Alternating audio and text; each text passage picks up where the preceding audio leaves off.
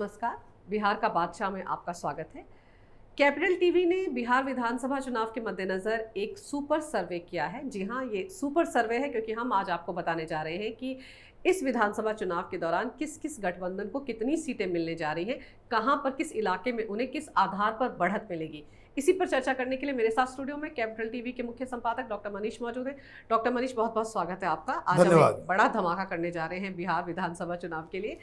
आपसे सवाल पूछने से पहले मैं अपने दर्शकों को ये बताना चाहूंगी कि इस सुपर सर्वे के हिसाब से किस गठबंधन को कितनी सीटें मिलती दिख रही हैं। बिहार विधानसभा चुनाव में आपको बता दूं 243 कुल सीटें हैं विधानसभा में। एनडीए को 179 सीटें मिलने जा रही हैं हमारे इस सुपर सर्वे के हिसाब से, और यूपीए के खाते में 54 सीटें आ रही हैं। ये हमारे सर्वे का आंकलन है, और अन्य के खाते में 10 सीटें जा रही हैं। अब मेरा सवाल पहला आपसे ये है कि क्या आधार रहा है सर्वे का, किस आधार पर हम ये सीटें जो हैं वो एनडीए और यूपीए को बांटते दिख रहे हैं, किस तरह से आंकलन किया गया? देखिए, ये जो सर्वे को हम लोगों ने सुपर सर्वे इसलिए किया है क्योंकि इसका जो सैंपल साइज है और जिस तरीके से हमारे जो हर जगह लोग हैं, हर डिस्ट्रिक्ट में हर जगह, वो इन लोगों ने काफ़ी मेहनत की है। ऑनलाइन किया गया ये सर्वे है और काफ़ी बड़ी जगह माने बड़ी संख्या में लोगों से उनकी राय ली गई है। और आप अभी तो इस वीडियो के अंदर हम लोग टोटल सीट के बारे में बातचीत कर रहे हैं। कैपिटल टीवी के चैनल पे अगर आप जाएंगे तो आपको हर इलाके, हर डिस्ट्रिक्ट के हिसाब से, हर जो पार्लियामेंट्री सीट्स है उसके हिसाब से कौन पार्टी किस किस जगह पे कहाँ बढ़त बनाई हुई है, उसके ऊपर आपको वो वीडियो मिलेगा, जिसमें आपको मगध क्षेत्र का अलग वीडियो है, भोजपुर का अलग वीडियो है, मिथिला, सीमांचल, कोसी, इसका एक अलग वीडियो हम लोगों ने बनाया है, अंग का एक अलग वीडियो बनाया है। अंग प्रदेश का मतलब हो गया मुंगेर, भागलपुर, वो जो इलाका है, फिर तिरहुत का एक अलग। मतलब ये सुपर सर्वे हमने इसलिए से नाम दिया है क्योंकि इस तरह से डिटेल्ड सर्वे आपको टेलीविज़न चैनल पे भी दिखने को नहीं मिलेगा। ये टोटल जो जितने भी डिस्ट्रिक्ट्स हैं, जो 40 की 40 जो लोकसभा सीटें हैं, उसके ऊपर हम लोगों ने सर्वे किया है और इसके रिजल्ट्स को हम लेकर के आए हैं। और इस रिजल्ट के मुताबिक जो नज़र आ रहा है उसमें एनडीए 179, यूपीए 54 और अदर्स 10। ये सीट जो है वो टोटल जो इस पूरे सर्वे का जो है सार है। ये मनीष जी, 2010 में भी जेडीयू और बीजेपी साथ थे और 2020 में भी। 2015 का जिक्र मैं इसलिए नहीं कर रही क्योंकि उस वक्त ये जेडीयू जो थी आरजेडी के साथ, राइट। तो क्या जिस तरह क्लीन स्वीप दी गई है एनडीए को, मुझे याद आ रहा है 2010 में भी 206 सीटें दोनों के गठबंधन को मिली थी, एनडीए को मिली थी। तो क्या जो क्लीन स्वीप दी गई है तो ये माना जाए कि एंटी इनकम्बेंसी फैक्टर कहीं नजर ही नहीं आएगा? देखिए, अगर आप उससे तुलना कर रही हैं 2010 से, तो 200 प्लस सीटें मिली थी। बिल्कुल, 206। और अभी जो सर्वे बता रहा है वो क्या बता रहा है? 179। मतलब 30 सीटों की कमी नजर आ रही है। मतलब कुछ तो ऐसा हुआ ज़रूर है कि जिससे इस गठबंधन की सीटें जो है वो कम नज़र आ रही है 2010 के बाद। तो ये जो 30 सीट है, इसको आप कह सकते हैं कि ये एंटी इनकम्बेंसी का खामियाजा है। एंटी इनकम्बेंसी का खामियाजा है। लेकिन एक जो क्रिटिकल एस्पेक्ट इस सर्वे का है, ये भी अपने दर्शकों को मैं बता देता हूं कि ये सर्वे जिस वक्त हम लोगों ने किया था वो जब एलजेपी एनडीए के साथ थी। तो कहने का मतलब ये है कि ये जो पूरा जो आंकड़ा जो 179 का है कि अगर एलजेपी साथ में लड़ती तो वो इतनी सीटें ला पाती।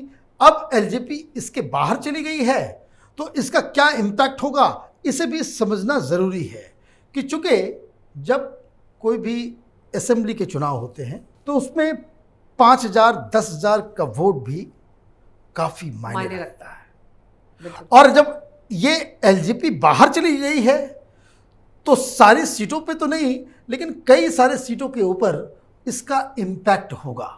हम बहुत जल्दी इस पे हम एक और सर्वे लेकर के आएंगे।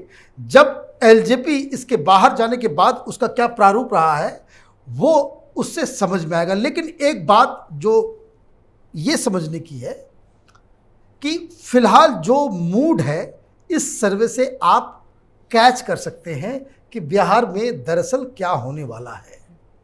और ये साफ साफ बता रहा है कि जो विपक्ष है वो अभी उस पोजीशन में नहीं है कि वो नीतीश कुमार और बीजेपी की जो सरकार है उसको ओवरथ्रो कर सके।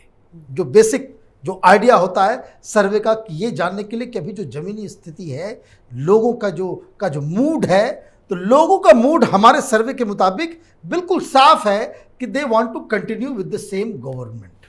ये इससे पूरी अच्छी तरीके से ये बात समझ में आती है। दूसरा मैसेज क्या है? दूसरा मैसेज ये है कि जो अपोजिशन है वो पिछले 5 सालों में बिहार की जनता के मन में उस तरह का इमेज, उस तरह की छवि नहीं बना पाई है जिसमें लोगों को ये लगे कि ये लोग बीजेपी और नीतीश कुमार की सरकार से बेहतर है और कोई चैलेंज दे सके। तो ये इस सर्वे का जो मोटा मोटी जो आप ये समझ लीजिए कि भाई कुछ सीटें जो आगे आने वाले सप्ताहों में जब हम अगला सर्वे लेकर के आएंगे, जब एलजेपी का अलग से हम आंकड़ा जोड़ेंगे, तब आपको ये समझ में आ जाएगा कि ये पूरा का पूरा माजरा क्या है, किसको कितनी सीटें आ रही हैं। लेकिन for time being you can say कि भाई बीजेपी और जेडीयू की जो गठबंधन है वो कंफर्टेबली सरकार बनाने के पोजीशन में है, क्योंकि जादुई आंकड़ा कितना है? 122 है। 122 में आपको जो है वो बहुमत, 123 में आपको बहुमत मिल जाएगा और ये 179 की ओर दिखता नजर आ रहा है। हमारा जो ये सुपर सर्वे है ये खतरे की घंटी है महागठबंधन के लिए। आप देखिए 54 सीटों पर सिमटता नजर आ रहा है महागठबंधन, जबकि अगर 2015 की बात कर ले तो बल्ले बल्ले हुई थी इनकी। देखिए वो उस समय चूंकि मसला बहुत ही अलग तरीके से वो फंस गया था कि दो पार्टियां, एक तो उनके पास अच्छा चेहरा मिल गया, नीतीश कुमार अकेले उस तरह के तो पार्टी को वो लीड नहीं करते कि जो आरजेडी या बीजेपी के संगठन या काडर से वो मैच कर सके।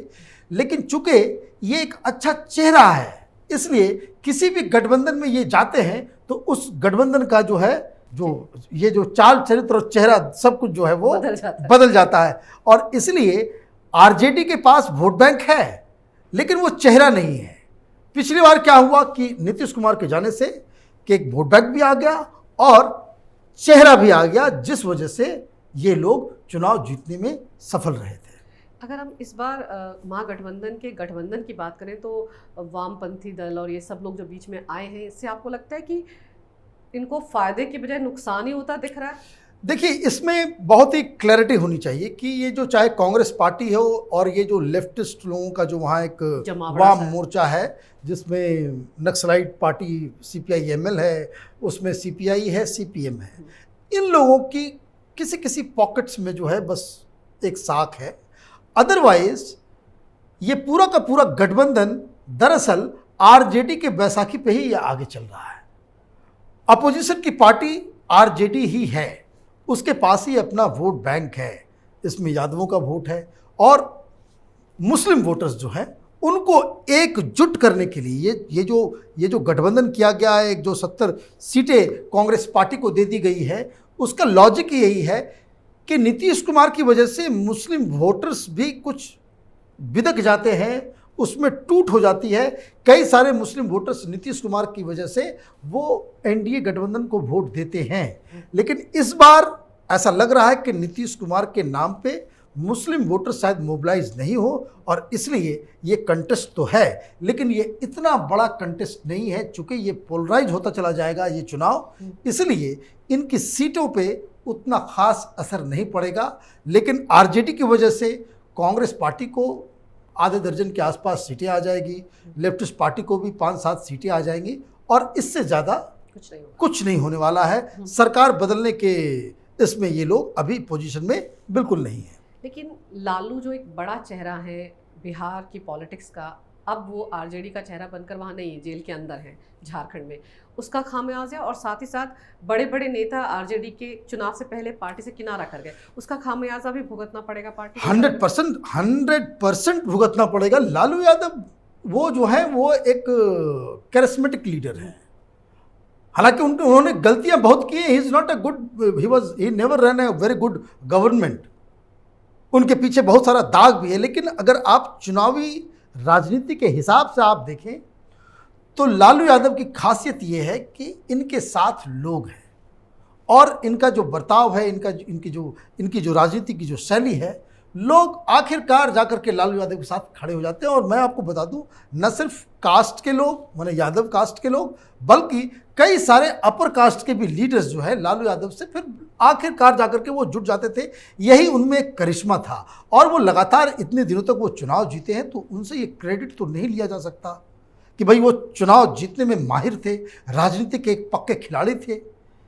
उनकी एब्सेंस में उनके दोनों जो बेटे हैं, उनमें लालू यादव का 10% भी वो राजनीतिक जो कैरेक्टरिस्टिक्स जो है वो इनमें नहीं है।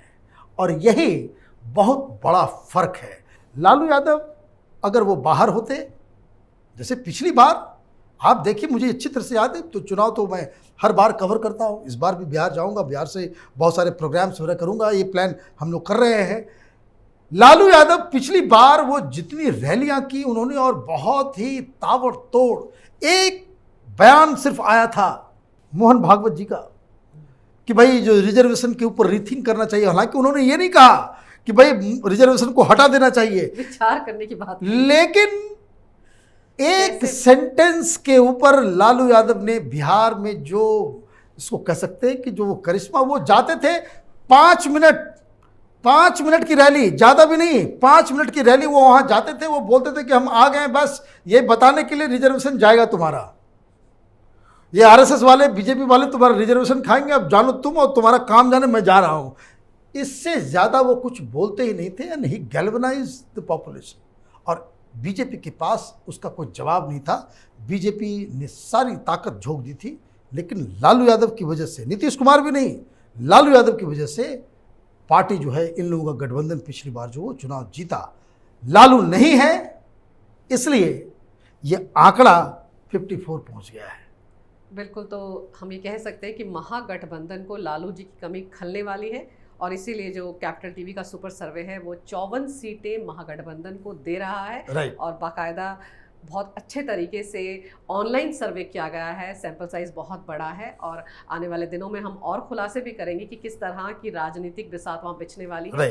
फिलहाल आपको ये बता दें कि कैपिटल टीवी का जो सर्वे हुआ है, सुपर सर्वे जिसे हम कह रहे हैं, उसके हिसाब से बीजेपी यानी कि एनडीए के गठबंधन को 179 सीटें मिल रही हैं, और महागठबंधन को 54 सीटें मिल रही हैं, और अन्य के खाते में 10 सीटें आ रही हैं। तो हमने एक बड़ा धमाका कर दिया है। राजनीतिक दलों के लिए सोचने का विषय हो गया है कि उन्हें कितनी सीटें मिल रही हैं। आपने विस्तार से जो जानकारी दी सर्वे के बारे में, उसके लिए बहुत बहुत शुक्रिया। अगर आपको हमारा ये वीडियो अच्छा लगे तो कृपया इसे लाइक करें, शेयर करें, और हमारे चैनल को सब्सक्राइब जरूर करें। देखते रहिए कैपिटल टीवी।